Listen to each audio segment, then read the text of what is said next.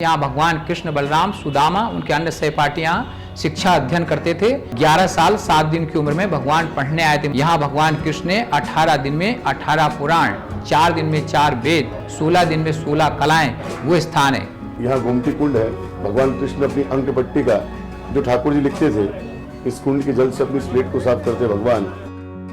नमस्कार। कृष्ण जन्माष्टमी के उपलक्ष्य पर हम भगवान श्री कृष्ण के कुछ खास तीर्थ स्थलों के दर्शन आपको करवा रहे हैं। यहाँ प्रभु ने अपने जीवन के कुछ महत्वपूर्ण क्षण बिताए थे और आज हम पहुंच चुके हैं बाबा महाकाल की नगरी उज्जैन में।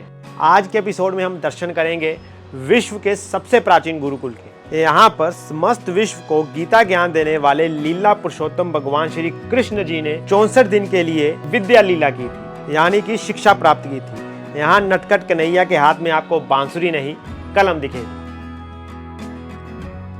ये आश्रम स्थित है मध्य प्रदेश के उज्जैन में। भगवान श्री कृष्ण के गुरु टीचर थे सांदीपनी ऋषि, इसीलिए इस आश्रम का नाम है सांदीपनी आश्रम। महाकाल मंदिर से सांदीपनी आश्रम की दूरी 4 किलोमीटर है। तो भगवान श्री कृष्ण को किसी भी शिक्षा की जरूरत नहीं थी और यहाँ पर शिक्षा ग्रहण करना उनकी बाकी जीवन लीलाओं की तरह ही एक लीला थी। तो आइए अब अंदर चलकर भगवान श्री कृष्ण की पाठशाला के दर्शन करते हैं और करवाते हैं। तो जैसे ही आप इस गुरुकुल के अंदर प्रवेश करते हैं तो आपको जो सबसे पहले बोर्ड दिखेगा जिस पे लिखा हुआ है श्री कृष्ण की पाठशाला। इस बोर्ड के बिल्कुल सामने ही एक शिव मंदिर है। सारे भारत में ये एक ऐसा शिव मंदिर है, यहाँ पर भगवान शंकर को तुलसी भी चढ़ाई जा सकती है और यहाँ पर जो नंदीगण भगवान है वो आपको खड़े मिलेंगे। और तीसरा, यहाँ पर आपको एक छोटा सा कुंड दिखाई देता है। और इस आश्रम में भगवान श्री कृष्ण ने जो 64 कलाएं सीखी हैं, उनमें से कुछ कलाएं तो बिल्कुल हैरान करने वाली हैं। उसके बारे में भी हम आपको विस्तार से बताएंगे। तो सबसे पहले हम गए श्री कृष्ण की पाठशाला वाले मंदिर में। तो हमें जो सबसे अद्भुत अविस्मयकारी हमें जो दृश्य देखने को मिला वो था, यहाँ पर कन्हैया के हाथ में आपको बांसुरी नहीं दिखाई देगी, चक्र नहीं दिखाई देगा, यहाँ पर आपको दिखाई देगी कलम।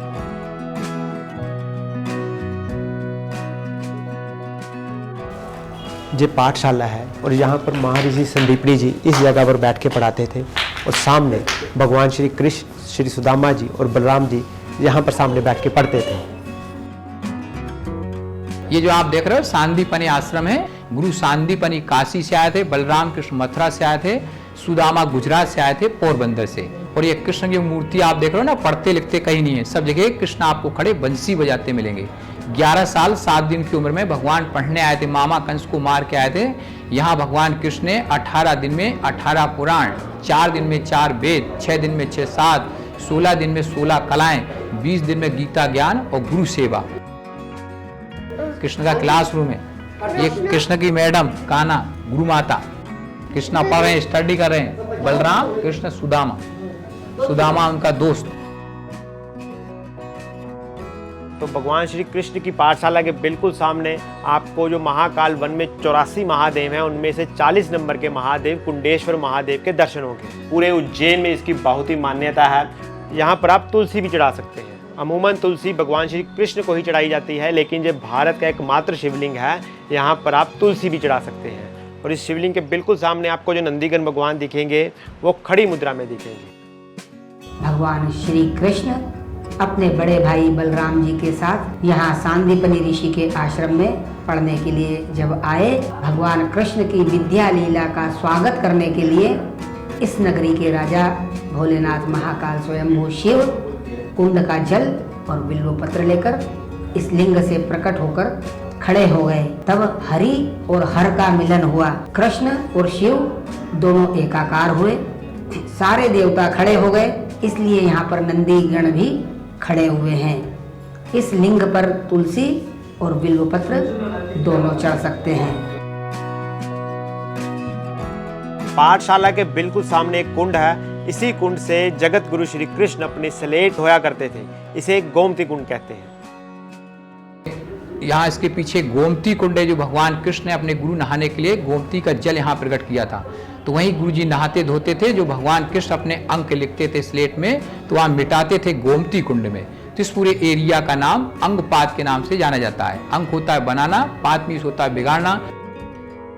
आज भी इस गुरुकुल में विद्यार्थी किसी भी बड़ी परीक्षा से पहले या फिर जब पहला दिन स्कूल का हो, तो पहले इस विद्यालय में माथा टेक कर फिर अपनी स्कूली शिक्षा शुरू करते हैं। इस आश्रम का मुख्य पूजन है। जो भी बच्चे स्कूल जाना शुरू करने वाले हैं या स्कूल जाते हैं या कॉम्पिटिटिव एग्जाम्स देते हैं या इंटरव्यूज देते हैं, उनको एक स्लेट पूजा हम लिख कर देते हैं। जो प्राचीन परंपरा है, पहले भोजपत्र पर मोर के पंख से लिखते थे, अब थोड़ा प्रारूप चेंज हो गया है, लेकिन आज भी वो परंपरा का निर्वाह हम कर रहे हैं। ये एक परंपरा है, इसको पार्टी स्लेट पूजा कहा जाता है। आश्रम के अंदर ही भव्य और ज्ञानवर्धक श्री कृष्ण की पाठशाला को तस्वीरों के साथ दिखाया गया है। इसमें भगवान श्री कृष्ण की 16 कलाओं की संपूर्ण जानकारी दी गई है, जो कि भगवान ने यहाँ संदीपनी गुरु से सीखी थी। और इसी तरह से ही एक गैलरी का भी निर्माण किया गया है, जिसमें सभी 64 विद्याओं को चित्रकारी के साथ विस्तार से दिखाया गया है।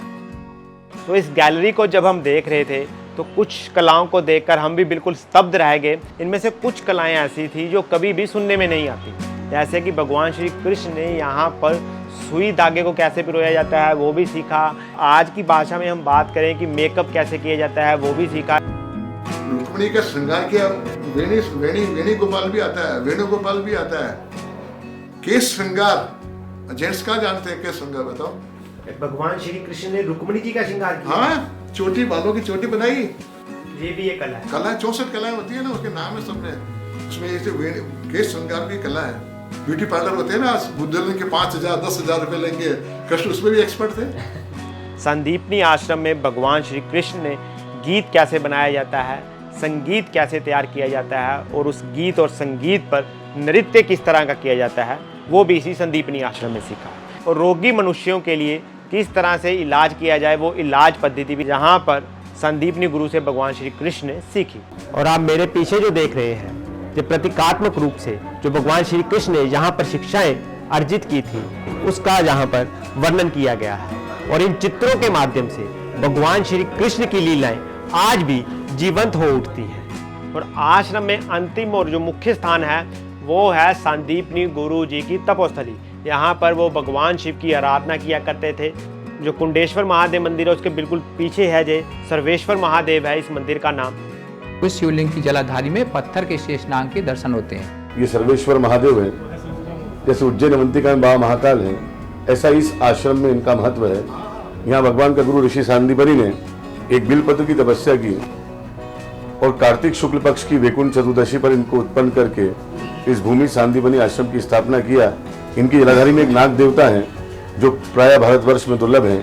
अगर आप शाम के समय संदीपनी आश्रम में आते हैं तो यहाँ पर होने वाली आरती का हिस्सा जरूर बनिए, क्योंकि यहाँ पर जो आरती की जाती है भगवान श्री कृष्ण के सबसे पसंदीदा वाद्य यंत्र शंख से की जाती है। और जो वातावरण उस समय बनता है बहुत ही ऊर्जात्मक होता है।